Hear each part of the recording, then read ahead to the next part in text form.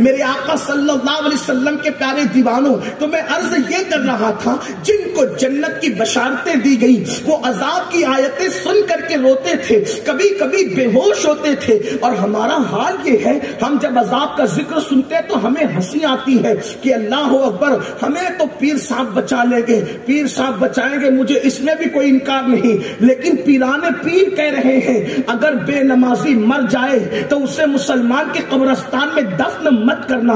جب پیران پیر بے نمازی کو مسلمانوں کے قبرستان میں دفن کرنا گوارا نہیں کرتے تو پیران پیر بے نمازی کو جنت میں داخل کروانا کیسے گوارا کریں گے؟ کبھی اس پر تو غور کیا ہوتا، کبھی اس پر تو سوچا ہوتا۔ میرے پیارے آقا صلی اللہ علیہ وسلم کے پیارے دیوانوں، فقیہ ابو اللہ سمرقندی رحمت اللہ تعالی علیہ لکھتے ہیں کہ اللہ کے رسول صلی اللہ علیہ وآلہ وسلم کا فرمان ہے، میں حدیث پیش کر رہا ہوں، میرے جوانوں کی توجہ چاہتا ہوں۔ اللہ کے حبیب غیب دا نبی صلی اللہ علیہ وآلہ وسلم نے فرمایا جسے اللہ نے صحت دی ہو، یعنی وہ بیمار نہیں ہو، وہ معذور نہیں ہو، اللہ نے صحت دی ہو، صحت کے باوجود جو نماز پڑھنے مسجد میں نہیں آتا، جو صحت کے باوجود نماز نہیں پڑھتا، اللہ کے رسول علیہ السلام فرماتے ہیں اس سے اللہ بھی بیزار ہے، اللہ کے فرشتے بھی بیزار ہے، اللہ کے انبیاء بھی بیزار ہے، اور میں محمد خود بھی اس سے بیزار ہوں جو مسجد میں نماز کے لیے نہیں آتا۔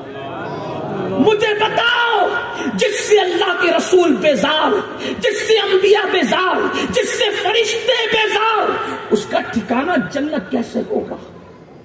اپنے آپ پہ رحم کرو۔ ہمارا یہ نازک سا وجود اللہ کے عذاب کو برداشت کرنے کی طاقت نہیں رکھتا، ہمارا یہ مختصر سا وجود اللہ کے عذاب کو برداشت کرنے کی طاقت نہیں رکھتا۔ جانتے ہو، آؤ ذرا ایک حدیث مبارکہ سن لو، دل کے کانوں سے سن لو، اللہ کرے کسی کے دل میں بات اتر جائے۔ ایک تو یہ سب سے بڑی بات کہ اللہ بیزار ان سے جو نماز نہیں پڑھتے، رسول اللہ بیزار ان سے جو نماز نہیں پڑھتے۔ پھر میرے آقا مصطفیٰ جان رحمت صلی اللہ علیہ وآلہ وسلم فرماتے ہیں جہنم کے اندر ایک وادی ہے اور اس وادی کا نام وادی لملم ہے، اور اللہ کے حبیب صلی اللہ علیہ وسلم فرماتے ہیں اس وادی لملم کے اندر اتنے موٹے موٹے بچھو ہیں جیسے اونٹوں کی گردن موٹی ہوتی ہے، جیسے اونٹوں کی گردن موٹی ہوتی ہے، ایسے موٹے موٹے جہنم کے اندر وادی لملم میں بچھو ہے، اور ان کی لمبائی 1 مہینے کی مسافت ہے، یعنی 1 مہینے کی مسافت میں جتنا گھوڑا دوڑایا جا سکتا ہے اتنا لمبا وہ بچھو، ایسے لمبے لمبے۔ اور میرے آقا، ہمارے سب کے آقا غیب دا نبی صلی اللہ علیہ وسلم فرماتے ہیں کہ جب وہ بچھو بے نمازی کو ڈنک مارے گا تو 70 سال تک کہ وہ زہر اس کے جسم کے اندر گھومتا رہے گا اور اس کو تکلیف پہنچاتا رہے گا، یہاں تک کہ اس کا گوشت جھڑ جھڑ کے گرے گا، یہاں تک کہ اس کی ہڈیاں ٹوٹ جائے گی۔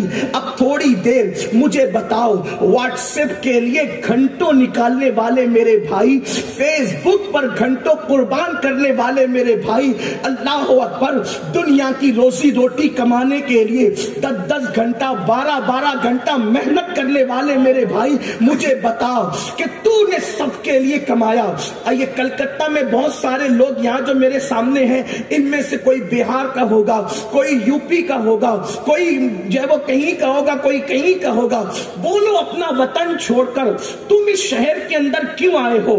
اس لیے کہ تمہارے بچوں کا مستقبل سنور جائے، تمہارا مستقبل سنور جائے۔ نہ رات کو رات دیکھتے ہو، نہ دن کو دن دیکھتے ہو، نہ سردی گرمی کا موسم دیکھتے ہو، نہ برسات دیکھتے ہو۔ بولو کتنی محنت کرتے ہو؟ کیوں؟ میرے بچوں کا مستقبل سنور جائے، میرا مستقبل سنور جائے۔ میرے بھائی، جس دنیا کو ختم ہونا ہے، اس دنیا میں ہمیشہ رہنا ہی نہیں، اس دنیا کے مستقبل کے لیے تو نے 12 گھنٹے محنت کی، تو نے 18 گھنٹے محنت کی، اور جو آخرت کبھی ختم ہونے والی نہیں ہے اس کے لیے تم نے کیا وقت نکالا، اس کے لیے تم نے کیا محنت کی؟ سن لو، یہاں کتنا بھی کما کر ایک سے خوبصورت مکان بنا لو گے، اس میں کتنے دن رہو گے؟ یہاں کی دولت کما لو گے، اس سے کتنے دن فائدہ اٹھاؤ گے؟ اس آخرت کے لیے کیا تیاری کی ہے؟ نہ جہاں ماں کام آنے والی ہے، نہ جہاں باپ کا والا ہے، نہ جہاں بھائی کام آنے والا ہے، جہاں کوئی کام آنے والا نہیں، وہاں کے لیے کیا محنت کی، وہاں کے لیے کیا کوشش کی، وہاں کے آرام کے لیے کیا محنت کی. ارے روزی کے لیے 12 گھنٹے دینے والے، نماز کے لیے اگر تو 12 منٹ نکال لیتا تو تیری وہ آخرت جو تیرا اہم مستقبل ہے وہ سنور جاتی، اور تو نے نہیں نکالا. اللہ کا عذاب تو دیکھو.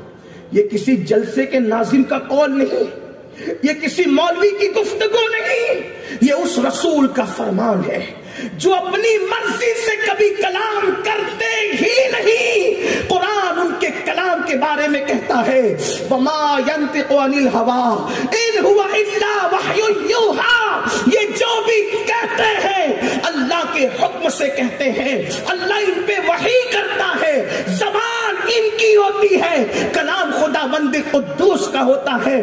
تھوڑی دیر نماز کے لیے ٹائم نہ نکالنے والے میرے بھائی، جن کو ٹائم نہیں ملتا، تھوڑا غور کرے اس حدیث پر، تھوڑا غور کرے. اللہ کے حبیب علیہ السلام فرماتے کہ جب بے نمازی کو وہ بچھو ڈسیں گے 70 سال تک کہ وہ زہر ان کے جسم میں گھلتا رہے گا، اور ان کا جسم کا گوشت جھڑ جھڑ کے گرے گا، ہڈیاں ٹوٹ جائے گی.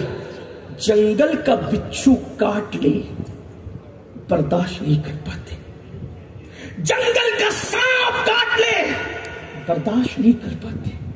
وہ جہنم کے مخصوص بچھو جن کو اللہ نے پیدا ہی کیا ہے عذاب دینے کے لیے. کتنا کمزور وجود ہے نا اپنا، کتنا نازک وجود ہے نا اپنا. جو وجود اگر بتی کا چٹکا برداشت نہ کر سکے، جو وجود سگریٹ کا چٹکا برداشت نہ کر سکے، جو وجود مئی کی چلچلاتی ہوئی دھوپ برداشت نہ کر سکے، جب نماز نہ پڑھنے کے عوض میں اس وجود پر جہنم کے بچھوؤں کا ڈنک ہوگا تو وہ طاقت کہاں سے لاؤ گے، وہ قوت کہاں سے لاؤ گے کہ اللہ کے عذاب کو برداشت کر سکو. میرے بھائی اپنے حال پہ رحم کر، میرے بھائی اپنے حال پہ رحم کر. تو اللہ کا عذاب برداشت نہیں کر سکے گا. تیرے اور میرے اندر اتنی طاقت نہیں ہے کہ ہم اللہ کے عذاب کو برداشت کر سکے، ہمارے اندر قوت ہی نہیں ہے. ارے جب پہاڑ اللہ کے عذاب کو برداشت نہ کر سکے اور پہاڑ رو پڑے، ہم کیسے برداشت کریں گے؟ اپنی آخرت کو برباد مت کرو. یہ زندگی اللہ نے کیوں دی؟ قرآن کہتا ہے الذی خلق الموت والحیات لیبلوکم ایکم احسن عملا، کہ ہم نے زندگی اور موت کو پیدا کر کے انسان سے امتحان لیا، اس کو آزمایا کہ کون تھوڑی سی زندگی کو پا کر اچھا عمل کرتا ہے. اللہ اکبر. اور پھر یہ جہنم کا حال، جہنم کا حال. اور ہماری کیفیت اذان کے وقت تو بیٹھے گیم کھیل رہے، موبائل میں لگے، فلموں میں لگے، سیریلوں میں لگے. کیا ہو گیا مسلمانوں کو؟ ایک دور وہ تھا اگر مسلمان لوہے پر ہتھوڑا مارنے کے لیے اٹھاتا اور اذان کی آواز آتی تو ہتھوڑا لوہے پہ نہیں مارتا، زمین پہ رکھ کے مسجد کی طرف چلے جاتا. لوگ کہتے مولانا مسلمان آج در در کا بھکاری کیوں ہے؟ میں نے کہا جب تک مسلمان اللہ کی چوکھٹ پر آتا تھا دنیا بھکاری تھی، دینے والا مسلمان تھا.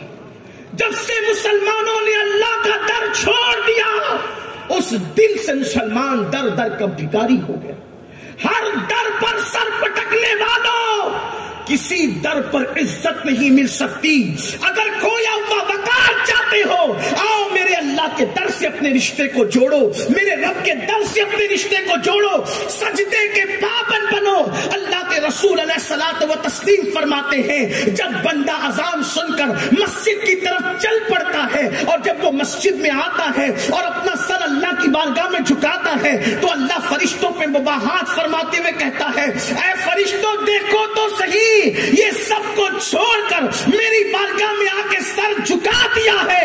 مجھے میری عزت و جلال کی قسم، جس کا سر میری بارگاہ میں جھک گیا اب اسے کسی غیر کے آگے کبھی جھکنے نہیں دوں گا.